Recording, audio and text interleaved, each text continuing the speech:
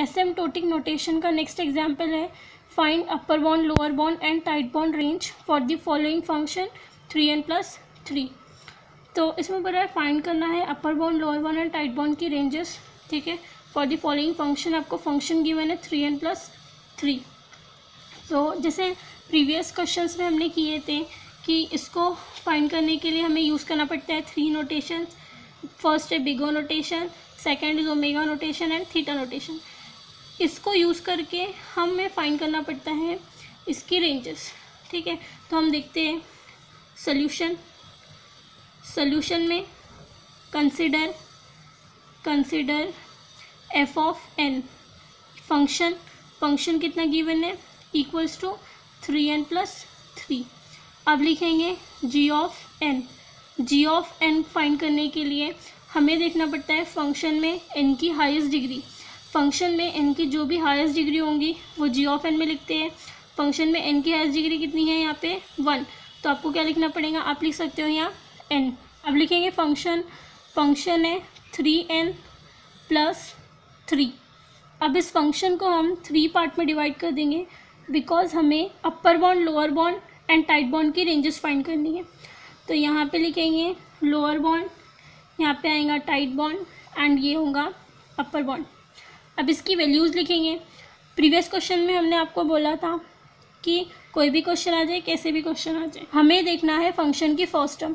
Function की जो भी फर्स्ट टर्म आएंगी हम लोअर बाउंड में लिखेंगे 3n, टाइट बाउंड में भी होगा 3n, और अपर बाउंड में हम ऐड करेंगे प्लस करेंगे 1, तो 3n यहाँ पे हो जाएगा 4n।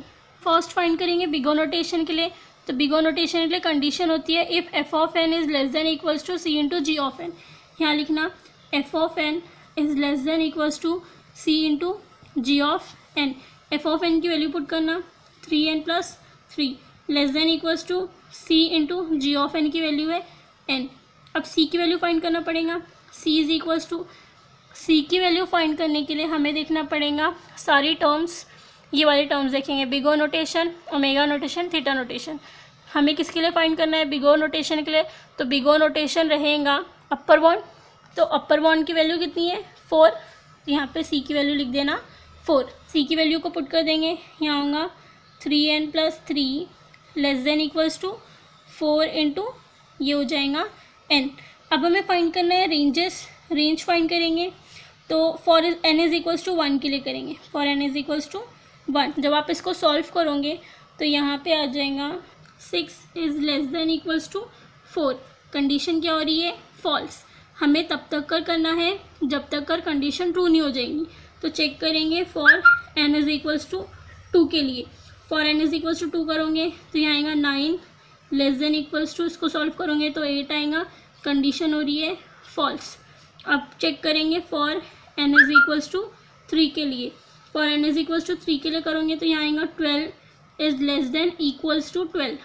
तो देखो कंडीशन ट्रू हो रही है, 12 इज़ इक्वल टू 12 हो रहा है, लेस देन नहीं हो रहा है, इक्वल हो रहा है, तो ये कंडीशन हो रही है ट्रू। अब हमें लिखना पड़ेगा बिग ओ की कॉम्प्लेक्सिटी। बिग ओ की complexity f of N is equals to big O g of N. तो यहाँ पे लिखना F of N equals to big O g of N. Values put कर देना, एफ ऑफ एन है 3n+3 equals to big O, g of N की value है n। ये आ गई बिग ओ की कॉम्प्लेक्सिटी। अब यहाँ पे लिखना for all n is greater than equals to, कितने टाइम्स फाइंड किए 3 टाइम्स, तो यहाँ लिख देना 3। c इज़ इक्वल्स टू लिखना कितना लिए 4, यहाँ पे ये मेंशन कर देना। नेक्स्ट हम फाइंड करेंगे ओमेगा नोटेशन। तो ओमेगा की रेंज फाइंड करेंगे तो कंडीशन लेंगे। ओमेगा की कंडीशन होती है F of N is greater than equals to C into ji of N. यहाँ लिखना F of N greater than equals to C into ji of N. Values put करेंगे, F of N है 3n+3 greater than equals to C into ji of N की value है n। C की value find करने के लिए हमें देखना पड़ेगा सारी टर्म्स, ये वाली टर्म्स, ठीक है। ओमेगा नोटेशन क्या रहेगा लोअर बाउंड, तो लोअर बाउंड की वैल्यू कितनी है 3, तो यहाँ पे मेंशन कर देना 3। सी की वैल्यू पुट करेंगे, यहाँ होगा 3n+3 greater than equals to 3 और ये हो जाएगा n। अब फाइंड करेंगे रेंजेस। तो फर्स्ट करेंगे for n is equals to 1 के लिए चेक करेंगे। n इज इक्वल्स टू 1 करोगे तो यहाँ पे इसको सॉल्व करोगे तो आएगा 6 is greater than equals to 3। यहाँ पे कंडीशन हो जा रही है ट्रू। तो आपको लिखना है ओमेगा की कॉम्प्लेक्सिटी। ओमेगा की कॉम्प्लेक्सिटी होती है F of N is equals to omega G of N. यहाँ लिखना F of N omega G of F of N equals to omega G of N. Values put कर देना। F of N की value है 3n plus 3 equals to omega G of N is n। तो ये आ जाएंगी omega की complexity. Omega के लिए फाइनल सोल्यूशन आया। तो यहाँ पे आपको लिखना है for all n is greater than equals to n one time ही की हमने तो यहाँ लिख देना 1 और c is equals to c की वैल्यू कितनी लिए थे 3 तो यहाँ मेंशन कर देना c is equals to 3। Next find करेंगे थीटा नोटेशन के लिए। तो थीटा नोटेशन के लिए कंडीशन होती है c1 g of n less than equals to f of n less than equals to c2 into ji of N. तो यहाँ लिखना c1 g of n less than equals to f of n less than equals to c2 into ji of n। वैल्यूज़ put करेंगे। यहाँ आएगा c1 g of n का value है n less than equals to f of n 3n plus 3 less than equals to c2 into ji of n का value है n। अब हमें फाइंड करना है c1 का वैल्यू और c2 का वैल्यू।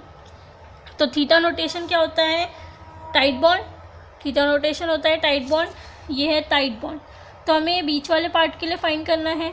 तो हम देखेंगे c1 के लिए लोअर बॉन्ड का वैल्यू जो है 3 और c2 के लिए लिखेंगे अपर बॉन्ड का वैल्यू जो है 4।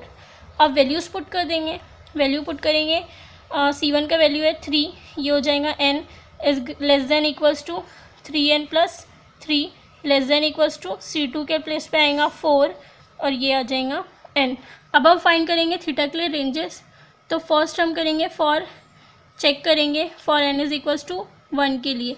For n is equals to 1 करोगे तो इसका सोल्यूशन आएगा 3 is less than equals to 6 is less than equals to इसको सॉल्व करोगे तो आएगा 4। ये कंडीशन हो रही है फॉल्स। अब करेंगे for n is equals to 2 के लिए check. For n is equals to 2 के लिए करोगे तो ये आएगा 6 लेस देन इक्वल्स टू इसको सॉल्व करोगे तो आएगा 9 लेस देन इक्वल्स टू इसको सॉल्व करोगे तो आएगा 8। ये कंडीशन भी हो रही है फॉल्स। हमें तब तक का चेक करना है जब तक का कंडीशन ट्रू नहीं हो जाती। तो यहाँ हम करेंगे for n is equals to 3 के लिए चेक। तो ये आप सॉल्व करोगे तो आएगा 9 is less than equals to 12 is less than equals to 12। ये कंडीशन हो रही है true. 9 is less than 12 and 12 is equals to 12। Condition हो रही है ट्रू। तो हमें लिखना पड़ेगा थीटा की कॉम्प्लेक्सिटी। कॉम्प्लेक्सिटी है F of N is equals to theta G of N. यहाँ लिखना F of N equals to theta G of N. Values लिख देना। एफ ऑफ एन की वैल्यू है 3n plus 3 equals to theta G of N की value है n। यह आ गई थीटा की कॉम्प्लेक्सिटी। अब यहाँ पे आपको लिखना है for all n is greater than equals to. कितने बार हमने किए सॉल्व 3 टाइम्स किए तो यहाँ पे लिख देना 3। c1 का वैल्यू मेंशन करना। c1 का वैल्यू कितना लिए 3 एंड c2 का वैल्यू मेंशन करना जो लिए हमने 4। ये हो गया इसका आंसर।